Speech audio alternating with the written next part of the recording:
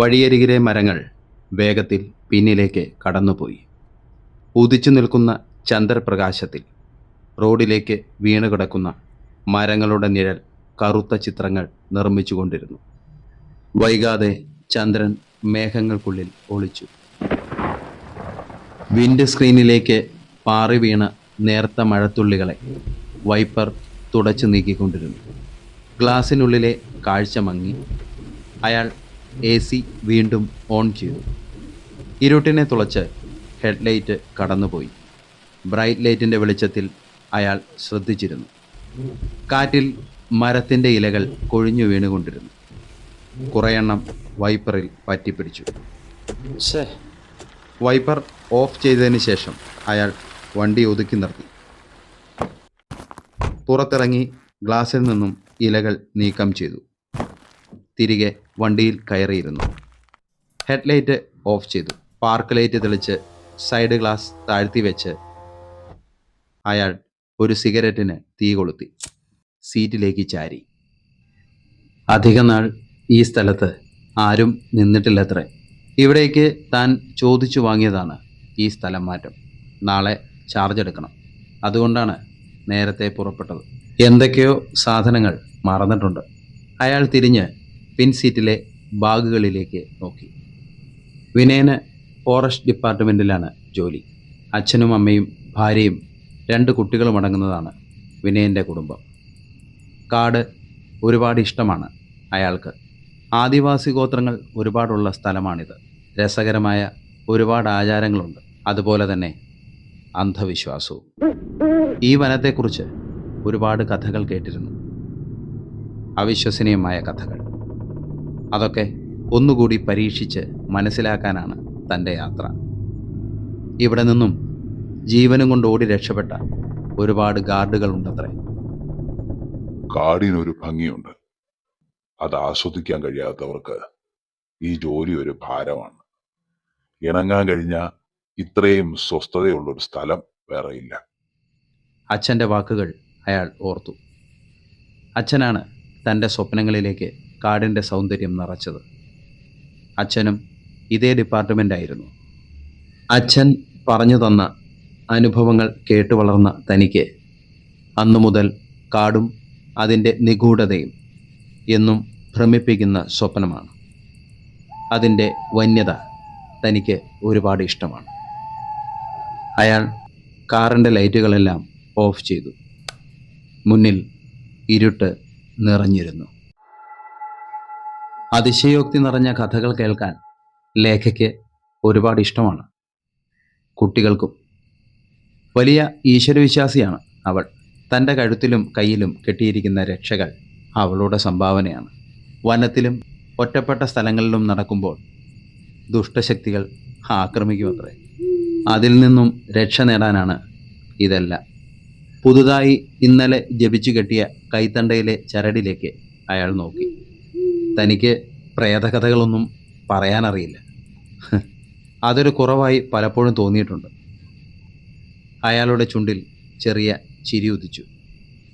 തനിക്കിതിലൊന്നും വിശ്വാസമില്ലെന്ന് എത്ര പറഞ്ഞാലും അവൾ കേൾക്കില്ല. വിശ്വാസമില്ലെങ്കിലും അതവിടെ കിടന്നോട്ടെ എന്നാണ് അവളുടെ പക്ഷം. പാവം. കഴുത്തിൽ ചെയിൻ്റെ അറ്റത്ത് കൊളുത്തിയിട്ട ഏലസിലേക്ക് പരതി പിടിച്ച് അയാൾ നിവർന്നിരുന്നു.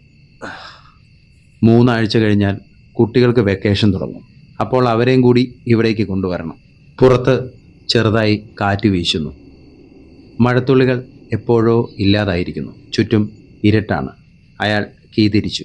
കാർ സ്റ്റാർട്ടായി. ഹെഡ്ലൈറ്റ് ഓൺ ചെയ്തു. മഞ്ഞു നിറഞ്ഞ ഇരുട്ടിലേക്ക് പ്രകാശം പരന്നപ്പോൾ കാറിൻ്റെ മുന്നിൽ നിന്നും പുക പോലെ ഒരു രൂപം അകന്നു പോകുന്നത് പോലെ അയാൾക്ക് തോന്നി. അയാൾ കണ്ണുകൾ ചിമ്മി തുറന്നു. കുറച്ചകലെ പുക പോലെ എന്തോ ഒന്ന്. ഗ്ലാസ്സിലെ മിസ്റ്റ് കൈകൊണ്ട് തുടച്ച് അയാൾ ഒരിക്കൽ കൂടി സൂക്ഷിച്ചു നോക്കി. ഇല്ല, ഒന്നുമില്ല. ലൈറ്റ് ഡിം ചെയ്തു. പെട്ടെന്ന് മഞ്ഞിൽ അകലെയായി തിളക്കമുള്ള 2 കണ്ണുകൾ. ലൈറ്റ് ബ്രൈറ്റിലേക്ക് ഇട്ടു. അതിൻ്റെ വെളിച്ചത്തിൽ നിന്നും ഒരു കുറുക്കൻ ഓടി മറഞ്ഞു. അയാൾ വാഹനം മുന്നോട്ടെടുത്തു. ഇരുട്ടിനെയും മഞ്ഞിനെയും തുളച്ച് അത് കടന്നുപോയി. സൈഡ് ഗ്ലാസിൽ കൂടി തണുത്ത കാറ്റ് അകത്തേക്ക് കയറി. അത് ആസ്വദിച്ചുകൊണ്ട് അയാൾ മുന്നിലേക്ക് പോയി. ടാറിങ് അവസാനിച്ചതുപോലെ തോന്നി. മുന്നിൽ ഓഫ് റോഡാണ്. ഗോ സ്ലോ എന്ന ബോർഡ് കണ്ടു. അയാൾ വേഗത കുറച്ചു. ഉരുളൻ കല്ലുകൾക്ക് മുകളിലൂടെ കാർ കടന്നുപോയി. ഡാഷ്ബോർഡിൻ്റെ മുകളിൽ സ്റ്റാൻഡിൽ ഉറപ്പിച്ചിരിക്കുന്ന മൊബൈലിൽ സമയം 12:50. ഓഫ് റോഡ് അവസാനിച്ചു. വീണ്ടും റോഡിലേക്ക് വാഹനം പ്രവേശിച്ചു. വലിയൊരു വളവാണ്. വളവ് തിരിഞ്ഞതും മുന്നിലേക്ക് ഒരു മരക്കൊമ്പ് പൊട്ടി വീണു. നടുക്കത്തോടെ അയാൾ ബ്രേക്ക് അമർത്തി. ടയറുകൾ റോഡിൽ ഉരഞ്ഞു നിന്നു. ഇലകൾ ഉൾപ്പെടെ വീണ ആ ശിഖരം മുന്നിലെ കാഴ്ച മറച്ചിരുന്നു. ഡോർ തുറന്ന് അയാൾ പുറത്തിറങ്ങി. എങ്ങും കനത്ത നിശബ്ദതയാണ്. ഹെഡ്ലൈറ്റുകൾ പ്രകാശിച്ചു നിന്നു. ആ വെളിച്ചത്തിൽ അയാൾ മുകളിലേക്ക് നോക്കി. ശിഖരം അടർന്നു വീണ മരത്തിൽ നിന്നും കറ താഴേക്ക് ഒഴുകിയിറങ്ങി. അയാൾ റോഡിൽ കിടന്ന കൊമ്പിൻ്റെ അഗ്രത്തിൽ പിടിച്ചു വലിച്ചു. ഭാരമേറിയ അത് വളരെ പണിപ്പെട്ട് അയാൾ ഒരു വശത്തേക്ക് മാറ്റിയിട്ടു. കയ്യിൽ പറ്റിയ മരത്തിൻ്റെ കറ അയാൾ തൊട്ടടുത്ത മരത്തിലേക്ക് തുടച്ചു. ഡോറിൻ്റെ വശത്ത് വെച്ച വേസ്റ്റ് തുണി എടുക്കുവാനായി അയാൾ ഡോർ തുറന്നു. ഹെഡ്ലൈറ്റിനെ മറച്ചുകൊണ്ട് മുന്നിലൂടെ മിന്നൽ വേഗത്തിൽ എന്തോ കടന്നുപോയി. മുന്നിലെ പുകമഞ്ഞ് അകന്നു മാറി. അയാൾ കാറിനുള്ളിലേക്ക് കയറി ഡോർ അടച്ചു. ചുറ്റും സൂക്ഷ്മമായി നിരീക്ഷിച്ചു. വനം നിശബ്ദമാണ്. എന്തായിരിക്കും അത്? ഏതെങ്കിലും ജീവികളായിരിക്കും. സ്വിച്ച് കീ തിരിച്ചു. എൻജിൻ സ്റ്റാർട്ടായി. കാർ മെല്ലെ മുന്നോട്ടെടുത്തു. റിയർ വ്യൂ മിററിലൂടെ ടെയിൽ ലാമ്പിൻ്റെ വെളിച്ചത്തിൽ ഒരു വലിയ ഇരുണ്ട രൂപം കാറിൻ്റെ പിന്നിൽ മിന്നായം പോലെ അയാൾ കണ്ടു. ബ്രേക്ക് അമർത്തി അയാൾ തിരിഞ്ഞു നോക്കി. ഒന്നും കാണുന്നില്ല. കനത്ത മഞ്ഞ് അവിടം മൂടി നിന്നു. കൈത്തണ്ടയിൽ എന്തോ ഇഴയുന്നത് പോലെ. കയ്യിലെ ചരട് അഴിഞ്ഞ് തൂങ്ങിക്കിടക്കുന്നു. അയാളത് കയ്യിൽ ചുറ്റിക്കെട്ടാൻ ശ്രമിച്ചു. അത് തമ്മിൽ കൂട്ടിക്കെട്ടുവാൻ എത്ര ശ്രമിച്ചിട്ടും കഴിയുന്നില്ല. അയാളത് കയ്യിൽ നിന്നും അഴിച്ചെടുത്ത് ചുരുട്ടിക്കെട്ടി ഡാഷ്ബോർഡിനുള്ളിൽ തിരുകി. റോഡിൽ കിടക്കുന്ന മരത്തിൻ്റെ അവശിഷ്ടങ്ങളിൽ ഉരസാതെ സാവധാനം വാഹനം മുന്നോട്ട് നീക്കി. വീണ്ടും അയാൾ റിയർ വ്യൂ മിററിലേക്ക് നോക്കി. ടെയിൽ ലാമ്പിൻ്റെ ചുവന്ന വെളിച്ചത്തിൽ ഇലകൾ തിളങ്ങി. ഒരു വലിയ നിഴൽ അവിടെ നിൽക്കുന്നത് പോലെ. ക്രമേണ അതിൽ മഞ്ഞു മൂടി. എന്തോ ഒരു ജീവിയുടെ സാന്നിധ്യം അവിടെയുണ്ട്. കാട്ടുപോത്തോ മ്ലാവോ അങ്ങനെ എന്തെങ്കിലും ആവും. അധിക നേരം പുറത്തു നിൽക്കാഞ്ഞത് നന്നായി. യാത്ര തുടരുകയാണ്. ഇരുട്ട് കൂടിക്കൂടി വരികയാണ്. വീണ്ടും ചാറ്റൽ മഴ ആരംഭിച്ചു. ചന്ദ്രബിംബം കാണാനേയില്ല. ഇരുട്ടിലേക്ക് വെളിച്ചത്തെ തുരന്നു കയറ്റി ഹെഡ്ലൈറ്റുകൾ പ്രകാശിച്ചു.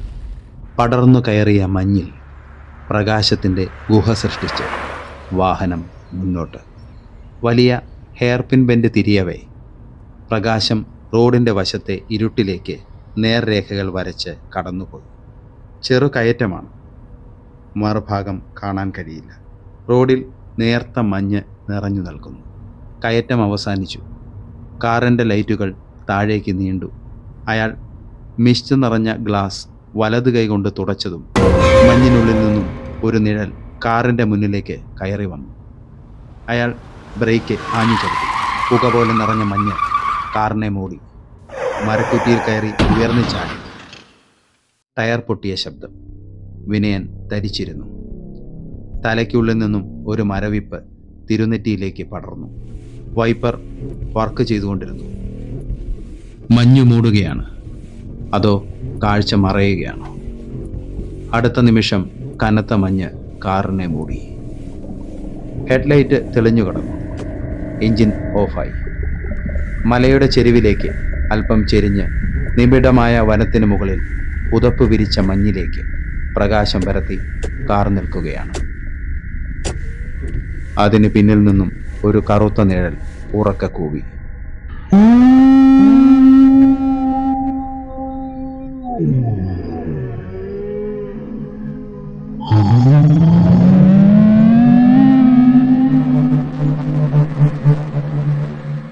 സാർ സാർ തണുത്തു മരവിച്ച കൈവിരലുകൾ സ്റ്റിയറിംഗ് വീലിൽ നിന്നും അടർത്തിയെടുത്ത് അയാൾ മുഖമുയർത്തി. നേരം പുലർന്നിരിക്കുന്നു. മുന്നിൽ താടിയും മുടിയും നീട്ടി വളർത്തിയ ഒരു രൂപം. വെറ്റില കറ പുരണ്ട പല്ലുകൾ കാട്ടി വെളുക്കെ ചിരിച്ചു. കറുത്ത നിറമുള്ള ഷർട്ടും വിവിധ വർണ്ണങ്ങൾ നിറഞ്ഞ വലിയ പൂക്കളുള്ള മുണ്ടുമാണ് വേഷം. അയാളുടെ പിന്നിൽ നിറഞ്ഞു നിന്ന മഞ്ഞ് കാറിനുള്ളിലേക്ക് അരിച്ചു കയറി. என்ன சார் என்னாச்சு? நீங்களே இங்க முன்பு பார்த்ததே இல்லையே. வண்டிக்கு என்னாச்சு சார்? ഒറ്റ ശ്വാസത്തിൽ കുറേയേറെ ചോദ്യങ്ങൾ അയാൾ നിരത്തി. ഇതെവിടാ സ്ഥലം? மலையாளியா சார்? അതെ. நீங்க பெரிய தைரியசாலி, அதனால்தான் வண்டி இங்க ராத்திரி இங்க நிறுத்தக்கூடாது சார். இது ரொம்ப மோசமான இடம் சார். ടയറ് പഞ്ചറായി. അപ്പൊ പിന്നെ എന്നാ ചെയ്യും?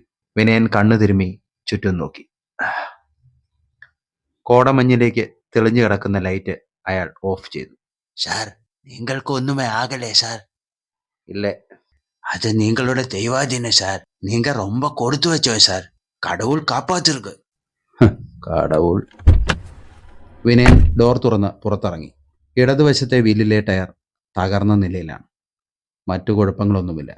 ഉയർന്നു നിൽക്കുന്ന പുല്ലിനിടയിലേക്ക് കയറിയാണ് വണ്ടിയുടെ നിൽപ്പ്. ടയറ് മാറ്റാനൊന്ന് സഹായിക്കാമോ? கண்டிப்பா. എൻ്റെ പേരെന്നാ? முனிசாமி. എന്താ ഉനക്ക് വേല? காட்டுக்குள்ள போய் தேன் இருக்கு சார். സൈഡ് മിററിൽ നോക്കി വിനയൻ നെറ്റി പരിശോധിച്ചു. ഡിക്കി ഓപ്പൺ ചെയ്തു. അതിൽ നിന്നും സ്റ്റെപ്പിനി പുറത്തെടുത്തു. ഇവിടെ അടുത്തെവിടെങ്കിലും ടയർ കടയുണ്ടോ? இந்த காட்டுக்குள்ளையா 10 കിലോമീറ്റർ പോണം. அங்க ஒரு கடை இருக்கு. അയാൾ ദൂരേക്ക് കൈ ചൂണ്ടി. ഒന്നും കാണാൻ കഴിയാത്ത വിധം കോടമഞ്ഞ് നിറഞ്ഞിരിക്കുന്നു. ഉനക്കിങ്ക ഫോറസ്റ്റ് ഓഫീസ് തെരിയുമാ? நீங்க ஃபாரஸ்ட் டியூட்டிக்கு வந்ததா சார்? ആമാ. அப்படியா? அதுதான் உங்களுக்கு இவ்வளவு தைரியம். ம். இந்த காடினை பற்றி உங்களுக்கு ஒண்ணுமே தெரியாதது போல இருக்கே. தெரியும் சாமி, ரொம்ப தெளிவா தெரியும். இங்க யாருமே ഡ്യൂട്ടി ചെയ്യാത്തതിനാലേ ഞാൻ കേട്ടു വാങ്ങിയ ട്രാൻസ്ഫറാ. മുനിസ്വാമി ആശ്ചര്യത്തോടെ വിനയനെ നോക്കി. അയാൾ ജാക്കി ഉപയോഗിച്ച് മുന്നിലെ വീൽ ഉയർത്തി. உங்களுக்கு ஒரு விஷயம் தெரியுமா சார்? എന്ന വിഷയം? சார் பொலிப்பாறை എന്ന് കേട്ടിருக்கா? ഉവ്, നിറയെ ആക്സിഡന്റ് കേസുകളുള്ള അന്ത ഏരിയ താനേ. നിറയെ കേൾവിപ്പെട്ടിருக்கு. திடீர்னு பேய் மும்பி வந்து நின்றுடு சார். அந்த பேயை கண்டு பயந்துட்டு தான் எல்லா ஆக்சிடென்ட்டும் இங்க நடந்திருக்கு. പേയും പിണ്ണാക്കും ഒന്നുമല്ലടോ. അത് ഈ മഞ്ഞിൻ്റെ ഒരു രൂപം. കാറ്റടിക്കുമ്പോൾ മഞ്ഞിങ്ങനെ ഓരോ രൂപത്തിൽ കാണും. ഒരാൾ രൂപം പോലെ തോന്നി. ആളാണെന്ന് കരുതി ഞാൻ വെട്ടിച്ചതാ. അങ്ങനെ ഇത് സംഭവിച്ചത്. പേയ് മാങ്ങാത്തൊരി. പക്ഷേ அந்த இடம் ரொம்ப பியூட்டிஃபுல்லாக இருக்குன்னு கேள்விப்பட்டிருக்கு. அது பார்க்க முடியுமா? அங்கே ஆக்சிடென்ட் பெட்டது யாருமே உசுரோட இல்லை. யாரையும் காப்பாற்ற முடியல. മാറ്റിയ ടയർ മുനിസ്വാമി ഉരുട്ടി ഡിക്കിയുടെ അരികിലെത്തിച്ചു. ഒരാൾ മട്ടുംതാ ഉസുരോടെ ഇருக்கு. ഓഹോ, അതാരാ? அது நீங்க தான் சார். அந்த புலிப்பாറ இது தான் சார். വിനയൻ മുഖമുയർത്തി മുനിസ്വാമിയെ നോക്കി. இங்கே இந்த இடத்துக்கு ஒரு ஸ்கூல் பஸ் ஆக்சிடென்ட் பெற்றிருக்கு. ഒരാളെ കൂടെ കാപ്പാற்ற முடியல. ഇങ്ങത്താ ഇങ്ങ. അയാൾ ഇടതുവശത്തേക്ക് കൈ ചൂണ്ടി. അവിടേക്ക് നോക്കി വിനയൻ അമ്പരപ്പോടെ എഴുന്നേറ്റു. തണുത്ത കാറ്റ് വീശി. മഞ്ഞ് മെല്ലെ നീങ്ങി.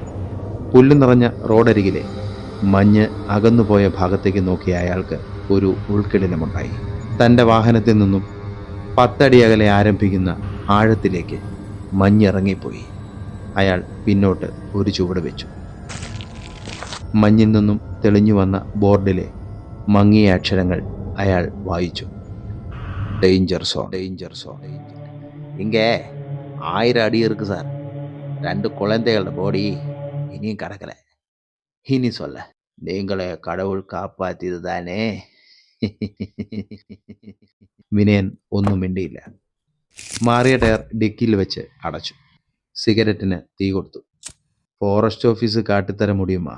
ഓ. അയാൾ കാറിൽ കയറി സ്റ്റാർട്ട് ചെയ്ത് വാഹനം പിന്നിലേക്ക് എടുത്തു. ഒരു നിമിഷം സാർ.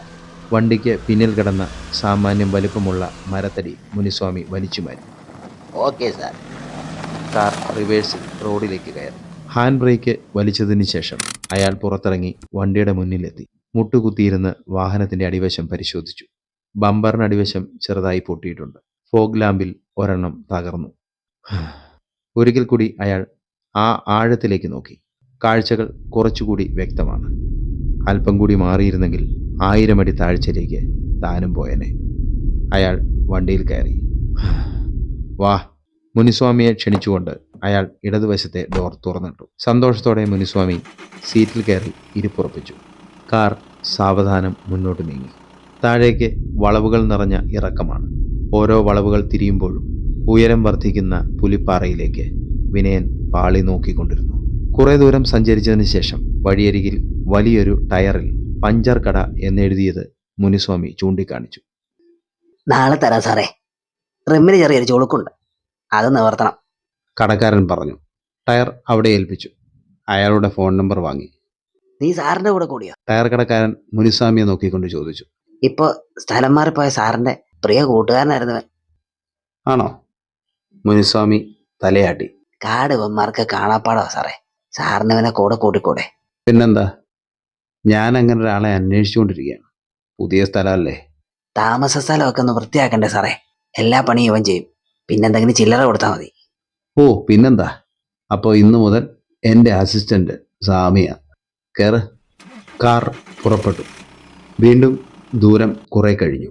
ചെറിയ കുഴികൾ നിറഞ്ഞ റോഡ്. കുറച്ചകലെയായി ഉണങ്ങിയ പുല്ലുകൾ നിറഞ്ഞ ആസ്ബറ്റോസ് ഷീറ്റുകൾ മേഞ്ഞ ഒരു പഴയ കെട്ടിടത്തിന് മുന്നിൽ കാർ എത്തിച്ചേർന്നു. ബോർഡ് എന്ന് തോന്നിക്കുന്ന തകര ഷീറ്റിൽ ഫോറസ്റ്റ് ഓഫീസ് എന്ന് വൃത്തിയില്ലാത്ത അക്ഷരത്തിൽ എഴുതിയിട്ടുണ്ട്. 2 പേർ യൂണിഫോമിൽ അവിടെ ഇരിപ്പുണ്ട്. ചെവിയിൽ മടക്കി വെച്ച ചീട്ട് എടുത്തു മാറ്റി അവർ ചാടി എഴുന്നേറ്റു. കാറിനടുത്തേക്ക് അവരോടി വന്നു. സാർ, ഇത്ര രാവിലെ? ഇന്നലെ വന്നതാ, ഇവിടെ എത്താൻ വൈകി. അവർ പരസ്പരം നോക്കി. എന്നിട്ട് തല കുനിച്ചു. കളി മുടക്കണ്ട, നടക്കട്ടെ. എന്താ കളിക്കാരുടെ പേര്? സാർ, ഞാൻ ദിനേശ് കുമാർ. ഇത് പോള്. കയ്യിലിരുന്ന ചീട്ട് പിന്നിൽ ഒളിപ്പിച്ചു പിടിച്ചുകൊണ്ട് അയാൾ പറഞ്ഞു. സാർ, ഇവിടെ അങ്ങനെ കുഴപ്പമുള്ള സ്ഥലമൊന്നുമല്ല. അതുകൊണ്ട് ഡ്യൂട്ടി ചെയ്യണ്ടേ? കുഴപ്പമൊന്നും ഉണ്ടാകാതിരിക്കാൻ വേണ്ടിയാണ് പട്രോളിങ്. സാർ, അത് പോട്ടെ. ഇന്നു മുതലെങ്കിലും ഡ്യൂട്ടി ചെയ്യുമോ? ചെയ്തിരിക്കും സാർ. എൻ്റെ മുറി എവിടെ? പരിസരം വീക്ഷിച്ചുകൊണ്ട് വിനയൻ ചോദിച്ചു. വരൂ സാർ. അകത്ത് ഒരു വശത്ത് പെയിൻറ് മങ്ങിയ മുറിയിൽ അയാൾ കടന്നു. ദിനേഷും പോളും അവിടേക്ക് ചെന്നു. ബീറ്റ് അടയാളപ്പെടുത്തിയിരിക്കുന്ന മേപ്പിൽ നോക്കിക്കൊണ്ട് വിനയൻ ചോദിച്ചു. ഈ പുലിപ്പാറ വഴി ആർക്കാണ് ഡ്യൂട്ടി?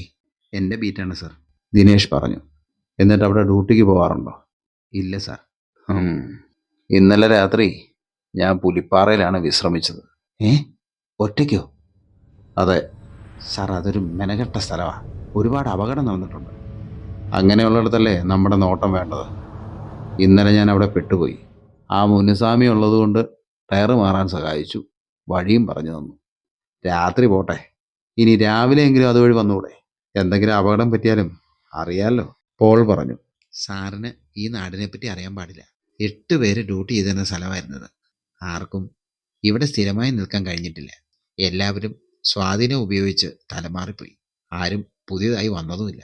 നിങ്ങളെന്താ പോവാത്തത്? ഇത് ഞങ്ങളുടെ നാടാണ് സാറേ. ഇവിടുന്ന് 20 കിലോമീറ്റർ അപ്പുറത്താണ് ദിനേശൻ്റെ വീട്. അവിടുന്ന് ഒരു 5 കിലോമീറ്റർ പോയാൽ എൻ്റെ വീടാ. ഇങ്ങോട്ട് ആരും വരാറില്ല. മുമ്പുണ്ടായിരുന്ന സാറ് ഞങ്ങളെ എങ്ങും പോകാൻ സമ്മതിക്കില്ല. പിന്നെ പിന്നെ ഞങ്ങളും പോകാതായി. ഇതൊരു പട്ടിക്കാടാ സാറേ. ഇവിടുത്തെ അവസ്ഥ ഇങ്ങനെയാണെന്ന് ഡിപ്പാർട്ട്മെന്റിലെ മുഴുവൻ ആൾക്കാർക്കും അറിയാം. സാറ് പണിഷ്മെന്റ് ആണോ? അല്ല, ഈ പട്ടിക്കാട്ടിലേക്ക് ഞാൻ ചോദിച്ചു വാങ്ങിയതാ. പട്ടിക്കാടാണെങ്കിലും പഞ്ചാബം കാടാണെങ്കിലും വനസംരക്ഷണമാണല്ലോ ജോലി. പോയിക്കോ, കുറച്ചൊക്കെ ഉത്തരവാദിത്തം കാണിക്കുക. ആണിയിൽ തൂക്കിയിട്ടിരിക്കുന്ന താക്കോലിന് നേരെ ചൂണ്ടി പോൾ പറഞ്ഞു. സാറിന്റെ ക്വാർട്ടേഴ്സിന്റെ താക്കോല കുറച്ചപ്പുറത്താ. തൽക്കാലം ഫ്രഷ് ആകാനുള്ള സംവിധാനമൊക്കെ ഇവിടെയുണ്ട്. എവിടെ? മുനിസ്വാമി പുറത്തുണ്ട് സാർ. വിളിക്ക്. മുനിസ്വാമി കടന്നു വന്നു. താക്കോൽ അയാളുടെ നേരെ നീട്ടി. കാറിനകത്തുള്ള ബാഗുകളെല്ലാം എടുത്തു പോയി. പോൾ അയാളുടെ ഒപ്പം പുറത്തേക്ക് പോയി. അവർ രണ്ടുപേരും കൂടി ബാഗുകൾ മുറിക്കകത്തേക്ക് കയറ്റി വെച്ചു. Thank you. എവിടെ ബാത്റൂം? പോൾ ചൂണ്ടിക്കാണിച്ച വഴിയിലേക്ക് അയാൾ പോയി. തണുത്ത വെള്ളത്തിൽ കുളിച്ച് ഫ്രഷായി. അപ്പോഴേക്കും ദിനേശൻ പാഴ്സലുമായി എത്തി. അവരെല്ലാം ചേർന്ന് ഒന്നിച്ചിരുന്ന് ഭക്ഷണം കഴിച്ചു. ഈ ക്വാർട്ടേഴ്സിൽ അത്യാവശ്യം സൗകര്യമൊക്കെ ഉണ്ടോ? ഉണ്ട് സാർ. 8 ഉണ്ടായിരുന്നു. എല്ലാം കാട് കയറി നശിച്ചു. 4 ഇപ്പോൾ ഉപയോഗിക്കാം. ഭക്ഷണത്തിന് ശേഷം അവർ മുനിസ്വാമിയോടൊപ്പം ക്വാർട്ടേഴ്സിലേക്ക് പോയി.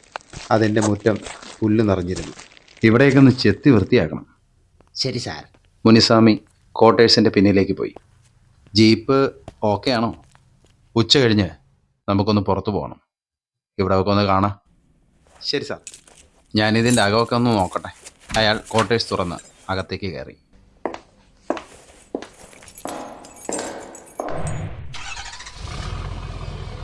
വിനയൻ ജീപ്പ് സ്റ്റാർട്ട് ചെയ്തു. ദിനേശൻ മുന്നിൽ കയറി. പോൾ പിന്നിലും. മുനിസ്വാമി മുറ്റം ചെത്തി വൃത്തിയാക്കുകയാണ്. ചാമി, ഞങ്ങൾ പോയിട്ട് വരാം.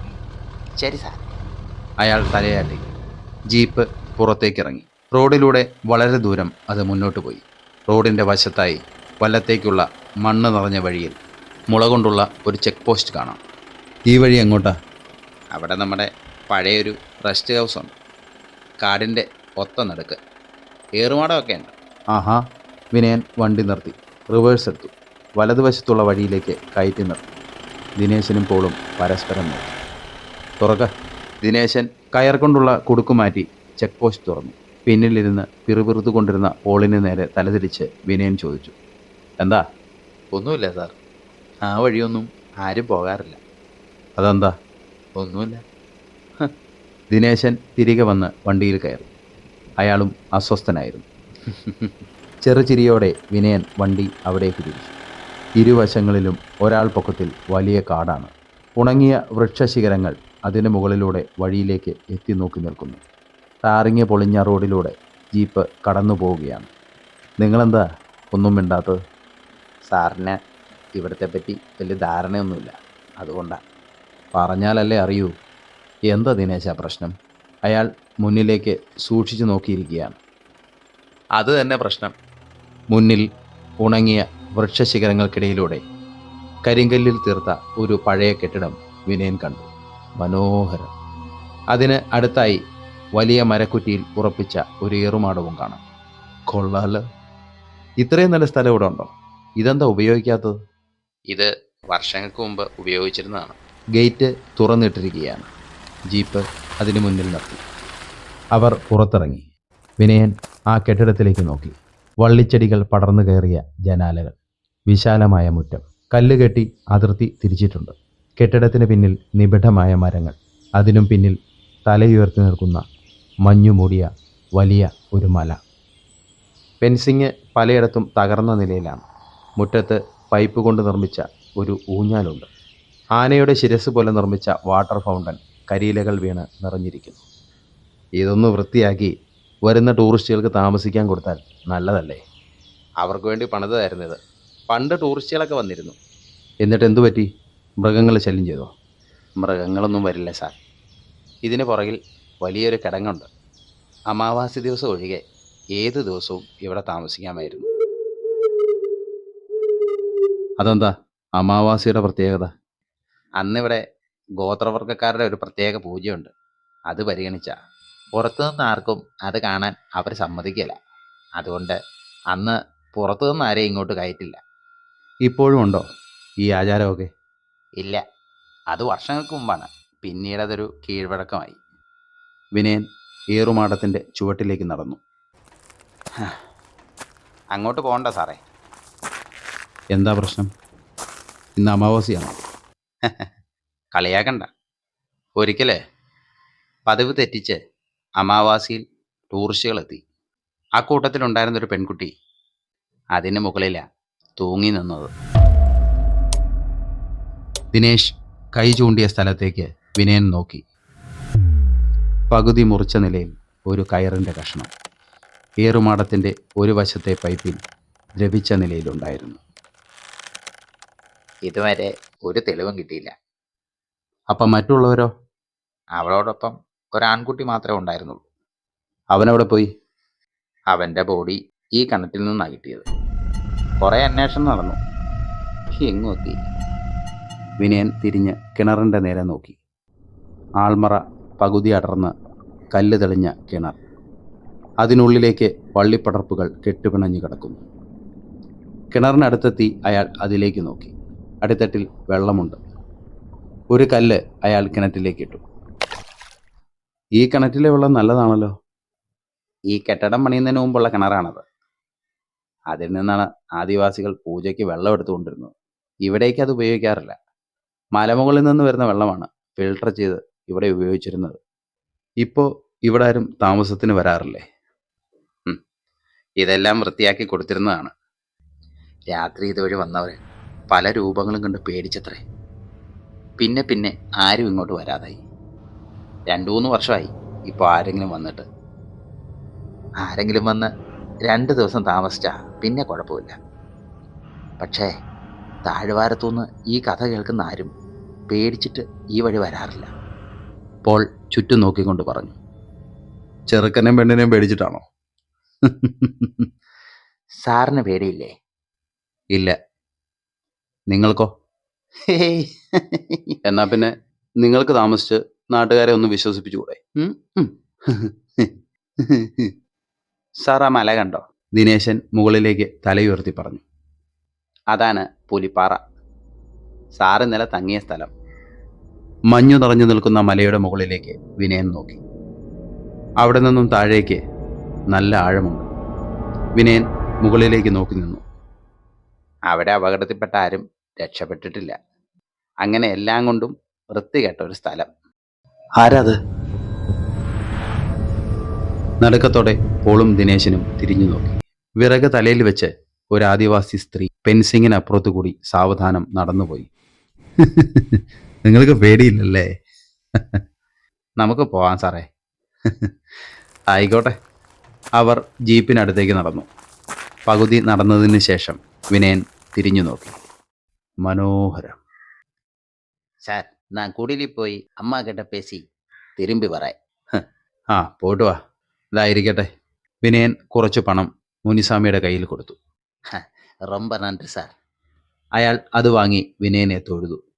മുനിച്ചാമി, വരുമ്പോൾ കുറച്ച് കപ്പ കൊണ്ടുവാ, നമുക്ക് പുഴുങ്ങാം. ദിനേശൻ പറഞ്ഞു.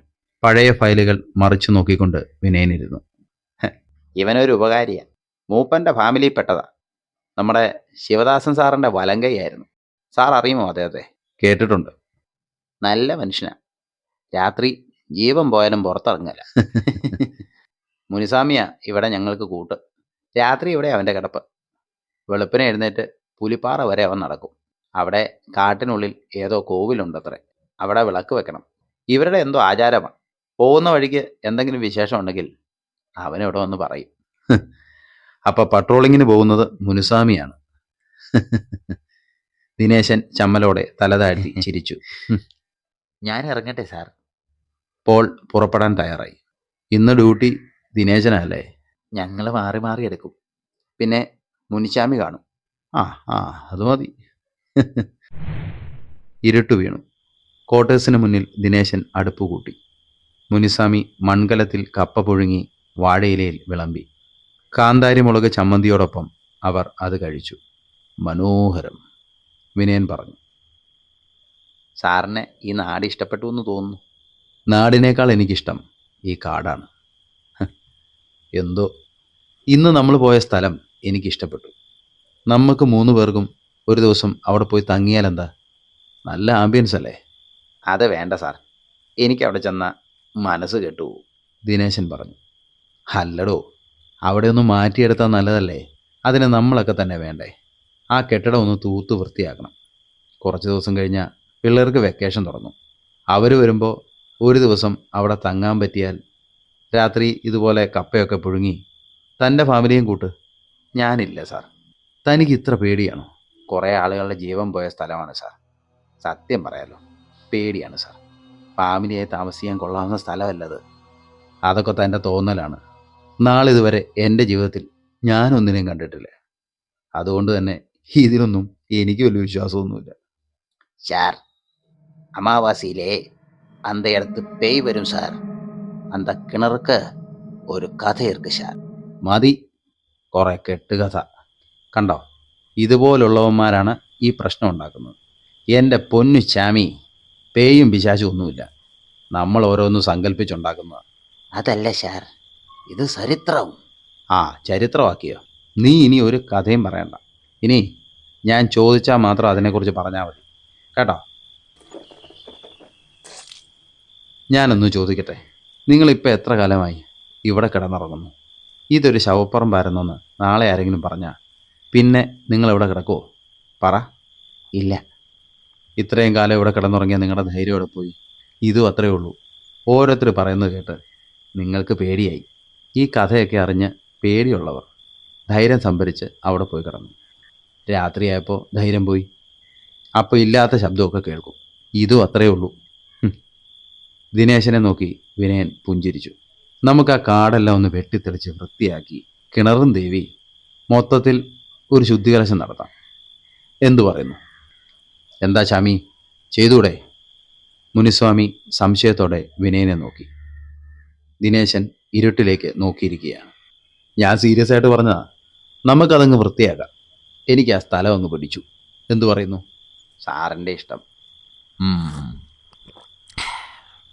ദോ മുനിസ്വാമി, സാർ, നാളെ തന്നെ 2 പണിക്കാരെയും കൂട്ടി വാ. എന്നിട്ട് പണി തുടങ്ങിക്കോ. അയാൾ തലകുലുക്കി. വിനയൻ ചിരിച്ചുകൊണ്ട് സിഗരറ്റിന് തീ കൊടുത്തു.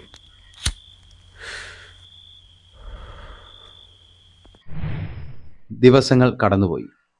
ഒരു പ്രഭാതം.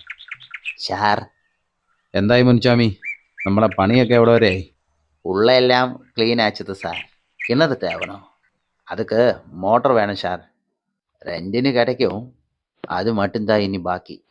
കുറ്റിയും കൊളുത്തുമൊക്കെ മാറ്റിയോ? മാറ്റി സാർ. കറണ്ട് ഇനിയും കിടക്കലേ. ആ, ഇലക്ട്രിക്കൽ സെക്ഷനിൽ ഒന്നുകൂടി വിളിച്ച് പറയാം. അവർ വരും. നീ അവിടെ ഉണ്ടായിരിക്കണം. വാട്ടർ പമ്പ് ഒരെണ്ണം വാടകയ്ക്ക് എടുത്തു. അത് കൊണ്ടുവരാൻ ദിനേശനെ വിടാം, ജീപ്പുമായിട്ട്. മുനിസ്വാമി തലയാട്ടി. വിനയൻ നൽകിയ പണവും വാങ്ങി സന്തോഷത്തോടെ അയാൾ തിരിച്ചു നടന്നു. വിനയൻ മേശയുടെ അരികിൽ കയറിയിരുന്നു. സിഗരറ്റിന് തീ കൊളുത്തി. ദിനേഷ് കുമാറേ. അന്ന് സന്ധ്യ കഴിഞ്ഞപ്പോൾ ജീപ്പ് പാഞ്ഞു വന്നു. ദിനേശൻ ഓടിയിറങ്ങി വാതിലിൽ വന്നു നിന്ന് കിതച്ചു. സാറേ. ഒന്ന് മയങ്ങിപ്പോയ വിനയൻ കണ്ണു തുറന്നു. എന്താ, എന്തുപറ്റി? എത്ര നേരമായി വിളിക്കുന്നു, സാറെന്താ ഫോൺ എടുക്കാത്തത്? എന്തുപറ്റി? അയാൾ ഫോൺ പരിശോധിച്ചു. അത് സ്വിച്ച് ഓഫ് ആയിരുന്നു. ചാർജറിൽ കണക്ട് ചെയ്തു. എന്താ? പണിയെല്ലാം കഴിഞ്ഞിട്ട് കിണർ തേവി കഴിഞ്ഞു. എല്ലാം ഭംഗിയാക്കി. അതാണോ? എന്തോ എടുക്കാൻ വീടിനകത്തേക്ക് പോയ മുനിച്ചാമ്മയുടെ കൂട്ടുകാരൻ വാതിൽ കടന്നതേ ഉള്ളൂ. അലറിക്കൊണ്ട് പുറത്തു വന്നു വീണ് ബോധം കെട്ട്. സാറിനെ വിളിച്ചിട്ട് സ്വിച്ച് ഓഫ്. ഞാൻ പോളിനെ വിളിച്ച് പറഞ്ഞിരുന്നു. പോള് പുറത്തേക്ക് പോയതാ. എന്നിട്ട് അയാളെ ആശുപത്രി കൊണ്ടുപോയി. കുഴപ്പമൊന്നുമില്ല, പേടിച്ചതാണെന്ന് ഡോക്ടർ പറഞ്ഞു. ഇപ്പൊ ബോധം വീണു. വാ, നമുക്കൊന്ന് പോവാം. എവിടെ? ആശുപത്രി. ഞാനോർത്തു ഈ സന്ധ്യയ്ക്ക് ആ വീട്ടിലേക്ക്. വിനയൻ പുറത്തേക്ക് ഇറങ്ങി. ജീപ്പ് ആശുപത്രി പരിസരത്ത് വന്നു നിന്നു. ചെറിയ കുറേ മുറികൾ കൂട്ടിച്ചേർത്ത ഒരു പഴയ കെട്ടിടമാണ് ആശുപത്രി. വീഴ്ചയിൽ ഇടത് കൈ മുട്ട് മുറിഞ്ഞിട്ടുണ്ട്. തല ചെറുതായിട്ട് മുഴച്ചിട്ടുണ്ട്. തറയിലിടിച്ചതാ. ഒബ്സർവേഷനിൽ കിടക്കട്ടെ, നാളെ വിടാം, ഡോക്ടർ പറഞ്ഞു. മുറിയിലേക്ക് വിനയൻ ചെന്നു. കട്ടിലിൽ കിടക്കുന്നയാളുടെ ഇടതു കൈ ബാൻഡേജ് ചെയ്തിട്ടുണ്ട്. അയാൾ എഴുന്നേറ്റിരിക്കാൻ ശ്രമിച്ചു. എങ്ങനെയുണ്ടിപ്പോൾ? കുഴപ്പമില്ല. രാവിലെ പോകാമെന്നാണ് ഡോക്ടർ പറഞ്ഞത്. അയാൾ തലകുലുക്കി. മുനിസ്വാമി, സാർ. എന്തെങ്കിലും ആവശ്യമുണ്ടെങ്കിൽ ഡോക്ടറോട് പറഞ്ഞാൽ മതി. എന്നെ അറിയിച്ചോളൂ കേട്ടോ. ഞാൻ പറഞ്ഞിട്ടുണ്ട്. വിനയൻ പേഴ്സ് എടുത്തു. കാശ് ഇருக்கு സാർ. സാരമില്ല, ഇതിരിക്കട്ടെ. കുറച്ച് പണം മുനിസ്വാമി ഏൽപ്പിച്ച് വിനയൻ നടന്നു. പിന്നാലെ ദിനേശനും. ജീപ്പ് മുന്നോട്ട് പോവുകയാണ്. വിനയൻ പുറത്തേക്ക് നോക്കിയിരിക്കുന്നു. ഇത് വിളക്കാൻ തേച്ചത് പാണ്ടയല്ലോ. ഇനി എന്തു ചെയ്യും? അയാൾ പറഞ്ഞത് കേട്ടോ. എന്തു പറഞ്ഞു? അയാൾ വീടിനകത്തേക്ക് കയറിയപ്പോൾ ഒരു കറുത്ത രൂപം മുന്നിൽ വന്നു നിന്നെന്ന്. നെഞ്ചിലാ ഒറ്റ ചവിട്ട്. അയാൾ തെറിച്ചു വീണത് ഞങ്ങളുടെ മുമ്പിലേക്കാണ്. അയാൾ മദ്യപിച്ചിട്ടുണ്ട്, അത് മനസ്സിലായോ? അത് എന്നിട്ട് ഇനി അവൻ പറയുന്നത് വിശ്വസിക്കണം. ഓരോ കഥ. ദിനേശൻ പിന്നെ മിണ്ടിയില്ല. വാഹനം ഇരുട്ടിലൂടെ പ്രകാശം പരത്തി മുന്നോട്ട് പോയിക്കൊണ്ടിരുന്നു. പിറ്റേന്ന് പ്രഭാതത്തിൽ വിനയൻ പോളിനെയും ദിനേശനെയും തൻ്റെ മുറിയിലേക്ക് വിളിപ്പിച്ചു. ഇന്നലത്തെ സംഭവം ഒരു പുതിയ കെട്ടുകഥയ്ക്ക് കാരണമാവും. എന്തായാലും ഞാനൊരു കാര്യം തീരുമാനിച്ചു. അവിടെ താമസിക്കാൻ ഇനി മറ്റൊരാളും തയ്യാറാകുമെന്ന് തോന്നുന്നില്ല. അതുകൊണ്ട് ഞാൻ ഇന്ന് അവിടെയാണ് ഉറങ്ങാൻ തീരുമാനിച്ചിരിക്കുന്നത്. ദിനേശനും പോളും അമ്പരന്ന് പരസ്പരം നോക്കി. നിങ്ങൾ രണ്ടുപേരും രാത്രി ഇവിടെ ഉണ്ടാകണം. അത് വേണ്ട സാർ. മുറിയുടെ വാതിക്കൽ നിന്ന് മുനിസ്വാമി പറഞ്ഞു. ഇന്ന് വേണ്ട സാർ, നാളെ ആവട്ടെ. എന്താ പ്രശ്നം? ഇന്നാണ് അമാവാസി. ഓഹോ, അതാണോ കാര്യം? അതറിഞ്ഞുകൊണ്ട് തന്നെയാണ് എൻ്റെ തീരുമാനം. താൻ പറഞ്ഞ ദുരന്തങ്ങൾ സംഭവിക്കുന്ന അമാവാസി. ഈ ദിവസത്തിനായിട്ടാണ് ഞാൻ കാത്തിരുന്നത്. നിങ്ങളുടെ എല്ലാ കെട്ടുകഥകളും ഞാൻ പൊളിച്ചു തരാം. വിനയൻ്റെ കണ്ണുകൾ തിളങ്ങി. ചുണ്ടിൽ പരിഹാസച്ചിരി വിടർന്നു. മഞ്ഞു പടർന്ന് റോഡിലേക്ക് വാഹനം തിരിഞ്ഞു. മുള കൊണ്ട് നിർമ്മിച്ച ചെക്ക് പോസ്റ്റ് ഉയർത്തി ദിനേശൻ തിരികെ നടന്ന് ജീപ്പിനുള്ളിൽ കയറി. അയാളുടെ മുഖത്ത് ഭീതി തളം കെട്ടി നിന്നു. ചെറുചിരിയോടെ വിനയൻ അയാളുടെ തോളിൽ തട്ടി. താൻ പേടിക്കണ്ടടോ. രാവിലെ 6 മണി. ഞാൻ വിളിക്കുമ്പോൾ വന്നാൽ മതി. സാർ, എന്നാലും ഒറ്റയ്ക്ക്. ഒറ്റയ്ക്ക് മതി. ഇനി കൂട്ടുണ്ടെങ്കിൽ പ്രേതം വന്നില്ലെങ്കിലോ? ഗേറ്റിന് മുന്നിൽ ജീപ്പ് നിന്നു. വിനയൻ ബാഗ് തോളിലിട്ട് ഡ്രൈവിംഗ് സീറ്റിൽ നിന്നും ഇറങ്ങി. ദിനേശൻ വാച്ചിൽ നോക്കി. 6:30. സാർ, ഇങ്ങനെ ഒരു പരീക്ഷണം വേണോ? വേണം മോനെ ദിനേശ. പോയിക്കോ, നടന്നുകൊണ്ട് അയാൾ പറഞ്ഞു. മനസ്സിലെ മനസ്സോടെ ദിനേശൻ ജീപ്പ് റിവേഴ്സ് എടുത്ത് തിരിച്ചുപോയി. വിനയൻ വീടിന് മുന്നിൽ നിന്നു. പരിസരം ശൂന്യമാണ്. മുന്നിലേക്ക് നടന്ന് പരിസരം വീക്ഷിച്ചു. ഭംഗിയായി വൃത്തിയാക്കിയിട്ടുണ്ട്. മനോഹരം, അയാൾ മന്ത്രിച്ചു. ഡോർ തുറന്ന് ഉള്ളിലേക്ക് കയറി. കയറുന്ന വശത്തുള്ള വലിയ സോഫയിൽ ബാഗ് വെച്ചു. ഉള്ളിലെ മുറിയിൽ സ്ഥാപിച്ചിരുന്ന മെയിൻ സ്വിച്ച് കണ്ടെത്തി. അത് ഓൺ ചെയ്തു. ബാഗിനുള്ളിൽ നിന്നും ടോർച്ച് പുറത്തെടുത്തു. അത് പ്ലഗിൽ കണക്ട് ചെയ്തു വെച്ചു. ഉള്ളിലേക്ക് 3-4 മുറികളുണ്ട്. എല്ലാത്തിലും കയറിയിറങ്ങി. ജനലിലൂടെ പുറത്തെ കിണർ കാണാം. പുകമഞ്ഞ് പടർന്നു തുടങ്ങിയിരിക്കുന്നു. അയാൾ പുറത്തേക്കിറങ്ങി കിണറിൻ്റെ അടുത്തേക്ക് നടന്നു. അതിൻ്റെ പരിസരത്ത് ചെളി പടർന്നത് ഉണങ്ങി ഉറച്ചിരിക്കുന്നു. അയാൾ മുകളിലേക്ക് നോക്കി. പക്ഷികൾ ചേക്കേറാൻ തുടങ്ങിയിരിക്കുന്നു. കെട്ടിടത്തിൻ്റെ പുറകിലെ വൃക്ഷങ്ങളുടെ ഇടയിലേക്ക് ഇരുട്ട് പ്രവേശിച്ചു. അയാൾ കിണറിനുള്ളിലേക്ക് നോക്കി. നല്ല വെള്ളം. കിണറിൻ്റെ ഉള്ളിൽ നിന്നും വൃത്തിയാക്കിയ ചെളിയും മണ്ണും ഒരു വശത്തായി നിരത്തിയിട്ടുണ്ട്. അതിനുള്ളിൽ നിന്നും ചെറിയൊരു തിളക്കം അയാളുടെ ശ്രദ്ധയിൽപ്പെട്ടു. വെള്ളി പോലെ തിളങ്ങുന്ന എന്തോ ഒന്ന്. മുട്ടുകുത്തിയിരുന്ന ശേഷം മണ്ണിൽ ഉറച്ചിരുന്ന ചെറിയ തിളക്കത്തെ അയാൾ കയ്യിലെ താക്കോൽ കൊണ്ട് കുത്തിയിളക്കി. നാഗഫണത്തോടു കൂടിയ ഒരു മോതിരം. എന്തോ ഒരു ആകർഷണമുണ്ട് അതിന്. നാഗരൂപത്തിൻ്റെ ഒരു കണ്ണ് നീല നിറത്തിലും മറ്റൊന്ന് ചുവന്ന നിറത്തിലുമാണ്. തിളക്കമുള്ള 2 കല്ലുകൾ പതിപ്പിച്ചിരിക്കുന്നു. അതെടുത്ത് അയാൾ അകത്തേക്ക് നടന്നു. വാഷ് ബേസിനിൽ അത് കഴുകി വൃത്തിയാക്കി. ബാഗിനുള്ളിൽ നിന്നും ഫ്ലാസ്ക് പുറത്തെടുത്തു. മോതിരം പരിശോധിച്ചുകൊണ്ട് അയാൾ സോഫയിൽ കിടന്നു. കൈവിരലുകളിൽ അത് ഇട്ടുനോക്കി. വലതു കൈയുടെ ചെറുവിരലിന് അത് പാകമാണ്. അല്പസമയത്തിന് ശേഷം കൺപോളകൾ ഉറക്കം വന്നു തൂങ്ങി. സോഫയിൽ കിടന്ന് അയാൾ മയങ്ങിപ്പോയി. കൂരിരുട്ടിൽ വെളിച്ചത്തിൻ്റെ പൊട്ടുപോലെ മൂടൽമഞ്ഞിൽ ആ കെട്ടിടം പ്രകാശിച്ചു നിന്നു.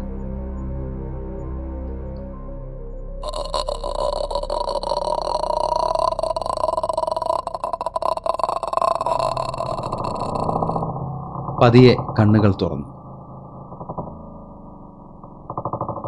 അയാൾ ഇരുട്ടിലേക്ക് നോക്കിക്കിടന്നു. പുറത്ത് കെട്ടിടത്തിൻ്റെ മുകളിലെ ബൾബ് പ്രകാശിച്ചു നിൽപ്പുണ്ട്. പരതിയെടുത്ത ടോർച്ച് അയാൾ തെളിച്ചു. അല്പമകലെ എന്തോ ശബ്ദം കേൾക്കാം. വ്യക്തമല്ലാത്ത ആ ശബ്ദം അത് തുടരുകയാണ്. അത് പ്രതീക്ഷിച്ചതുപോലെ അയാൾ മെല്ലെ എഴുന്നേറ്റു. ജനലിലൂടെ പുറത്തേക്ക് നോക്കി. തണുത്ത കാറ്റ് വാതിലിൻ്റെ വിടവിലൂടെ ഉള്ളിലേക്ക് കയറി വന്നു. പാളികൾ ഞരങ്ങി. അത് തുറന്ന നിലയിലാണ്.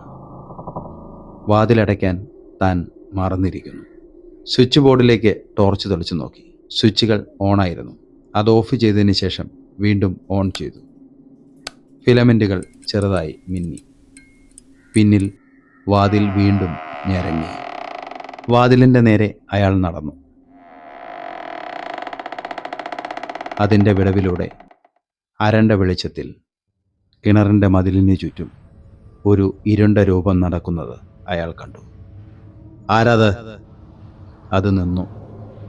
അതിനെ തന്നെ സൂക്ഷിച്ചു നോക്കിക്കൊണ്ട് അയാൾ വാതിൽ തുറന്ന് പുറത്തേക്കിറങ്ങി. ടോർച്ച് തെളിച്ചു. വെളിച്ചം പതിച്ചപ്പോൾ അത് മുഖം മറച്ചു. മുറ്റത്തെ വെളിച്ചത്തിലേക്ക് കടന്നു നിന്ന് ടോർച്ച് തെളിച്ചുകൊണ്ട് അയാൾ ആജ്ഞാസ്വരത്തിൽ പറഞ്ഞു, ഇങ്ങോട്ട് വാ.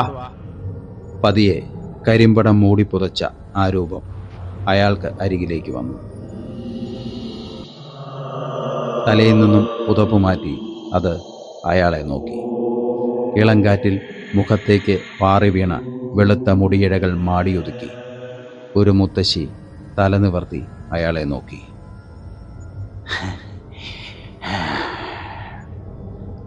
വലത് കൈയിൽ ഒരു വടി കുത്തിപ്പിടിച്ചിരിക്കുന്നു. കഴുത്തിലും കയ്യിലും വിവിധ വർണ്ണത്തിലുള്ള കല്ലുകൾ പതിപ്പിച്ച പ്രത്യേക രീതിയിലുള്ള ആഭരണങ്ങളുണ്ട്. ഏതോ ഗോത്രവർഗത്തിൽപ്പെട്ട സ്ത്രീയാണ്. നിങ്ങളാരാ? ഈ രാത്രിയിൽ അവിടെ എന്താ കാര്യം? നിങ്ങൾ ഏതാന്ന്? എന്താ വേണ്ടത്? അവരുടെ കണ്ണുകൾ തിളങ്ങി. ആ വെള്ളം കൊള്ളില്ല, അത് ഉപയോഗിക്കാറായില്ല. വാ, ചായ തരാം, അത് മതിയോ? പെട്ടെന്ന് മുറിക്കുള്ളിലെ ബൾബുകൾ പ്രകാശിച്ചു. എന്നിട്ട് വീണ്ടും മങ്ങി. ഒപ്പം പുറത്തെ വെളിച്ചവും. വാ വാ. വിനയൻ വാതിലിന് നേരെ നടന്നു. വാതിൽപ്പടിയിൽ അരണ്ട വെളിച്ചത്തിൽ വൃദ്ധയിരുന്നു. ഇവരോട് ചോദിച്ചാൽ ഒരുപക്ഷെ ഇവിടെയുള്ള ഈ ദുരൂഹതകൾ മനസ്സിലാക്കാൻ കഴിയും. അയാൾ മനസ്സിലോർത്തു. അയാൾ തിരിഞ്ഞു നോക്കി. അവർ വാതിലിന് മുമ്പിൽ നടയിൽ തല കുമ്പിട്ട് ഇരിക്കുന്നു. തണുത്ത കാറ്റിൽ പാറിപ്പറക്കുന്ന വെള്ളി തലമുടി മുഖത്തേക്ക് വീണു കിടക്കുകയാണ്. കൈകൾ പുതപ്പിനുള്ളിൽ തിരികിയ അവരെ ചെറുതായി വിറയ്ക്കുന്നുണ്ട്.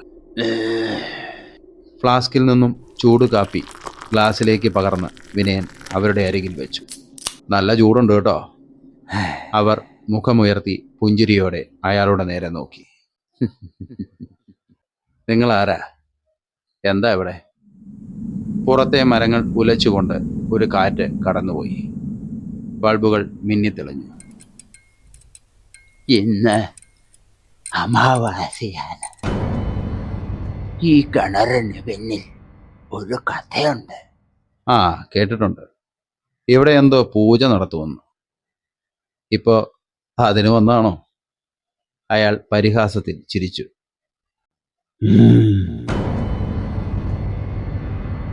ഈ കിണറ്റിനുള്ളിൽ എന്താണ് പൂജ? എന്താ കാര്യം?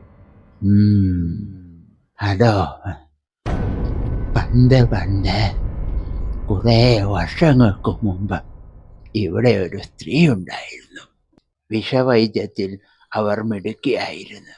അവർ നാട്ടുകാർക്ക് ഉപകാരിയായിരുന്നു. ആരുടെയും സഹായമില്ലാതെ തനിച്ചാണ് അവർ കഴിഞ്ഞിരുന്നത്.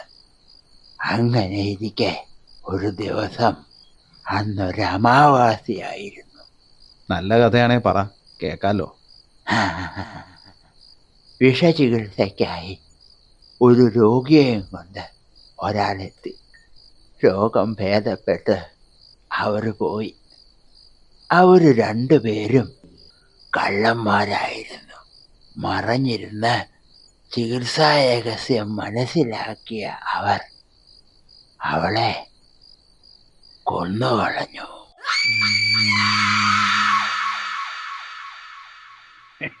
അവളുടെ സമ്പാദ്യം മുഴുവൻ എടുത്ത് രക്ഷപ്പെടാൻ ശ്രമിച്ചവരിൽ ഒരുവൻ കാലുവഴുതി വീണത് മുളങ്കൂട്ടത്തിനിടയിലേക്കാണ്. മുളങ്കൊറ്റികൾ നെഞ്ചിൽ തറച്ചു കയറി അവൻ ചത്തുമലച്ചു. അവൾക്ക് എല്ലാ ശക്തിയും നൽകിയിരുന്ന നാഗമോതിരമെടുക്കാൻ ആ ദുഷ്ടന്മാർ അവളുടെ കൈവിരൽ മുറിച്ചു മാറ്റി.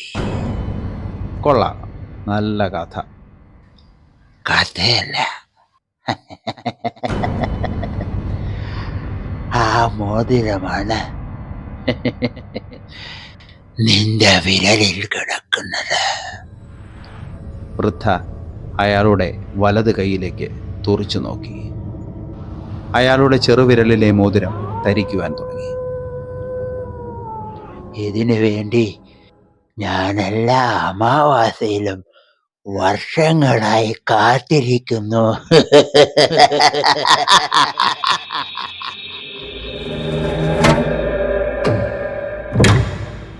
വർഷങ്ങളായി കാത്തിരിക്കുന്നു.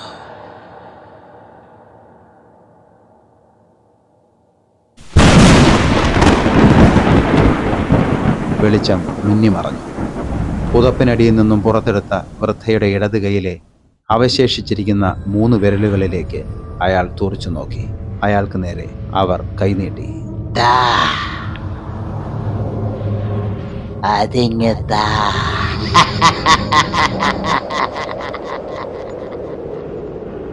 ശക്തമായി കാറ്റുവീശി. വൃദ്ധയുടെ തലയ്ക്ക് മുകളിൽ നിന്നും കരിമ്പടം പറന്നു മാറി. നരച്ച മുടിയിഴകൾ മുഖത്തെ മൂടി.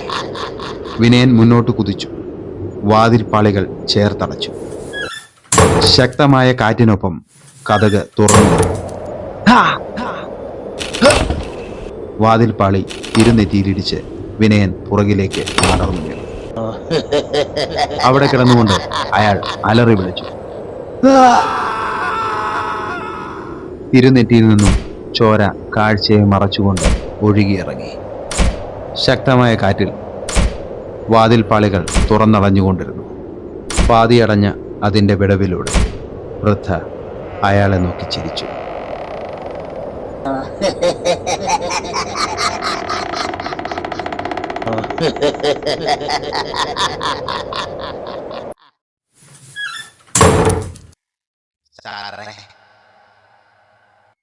സാറേ, അയാൾ കണ്ണുകൾ തുറന്നു. ദിനേശൻ പുഞ്ചിരിച്ചു. ഇപ്പം എങ്ങനെയുണ്ട് സാർ? വേദനയുണ്ടോ? അയാൾ ചെറുതായി മൂളി. ഇടത് കൈയിൽ ബാൻഡേജ് ഉണ്ട്. പൊതിഞ്ഞു കെട്ടിയ നെറ്റി ചെറുതായി ധരിക്കുന്നുണ്ട്. അയാൾ സീലിംഗ് ഫാനിലേക്ക് നോക്കിക്കിടന്നു. സാറ് ഞങ്ങളെ പേടിപ്പിച്ചു കളഞ്ഞല്ലോ. ഞങ്ങൾ വരുമ്പോൾ സാറ് ബോധമില്ലാതെ കിടക്കുകയായിരുന്നു. മുഖം നിറയെ ചോരയും. എന്താ സാറുണ്ടായത്? വിനയൻ ഒന്നും മിണ്ടാതെ കിടന്നു. ഇതെല്ലാം സാറിൻ്റെ അല്ലേ? ദിനേശൻ വിനയൻ്റെ അരികിലെ മേശയിലിരുന്ന കടലാസ് പൊതി തുറന്നു. അയാൾ തല ചിരിച്ചു നോക്കി. വിവാഹമോതിരവും ചെയിനും, ഒപ്പം വെള്ളി കെട്ടിയ നാഗത്തലയുള്ള മോതിരം. ആ പഴയ കിണറിന് മുന്നിൽ അവർ നിൽക്കുകയാണ്. ഒരു കല്ല് കിണറ്റിലേക്കിട്ട് വിനയൻ നിവർന്നു നിന്നു. சார், இந்த கிணற்றுக்குள்ள பண்டந்த அம்மாவோட கைவெட்டிய திருடம் வீணு செத்தது. அவரை தேடி அமாவாசையில் அந்த அம்மா வராரு. அதனால தான் இங்க அமாவாசையில் வரக்கூடாதுன்னு நான் சொன்னது. മുനിസ്വാമി പറഞ്ഞവസാനിപ്പിച്ചു. നീ നിർത്ത്, ഇതൊന്നും സാറ് വിശ്വസിക്കത്തില്ല. ദിനേശൻ രഹസ്യമായി പറഞ്ഞു. സാർ ഇതുവരെ കാര്യം പറഞ്ഞില്ലല്ലോ, എന്താ സാറേ ഉണ്ടായത്? കിണറിലേക്ക് നോക്കി ഇളകുന്ന തൻ്റെ പ്രതിബിംബം കണ്ടുകൊണ്ട് വിനയൻ പറഞ്ഞു, അല്ല, മുനിസ്വാമി പറയും പോലെ തിരുടരെ തേടിയല്ല അവർ വരുന്നത്.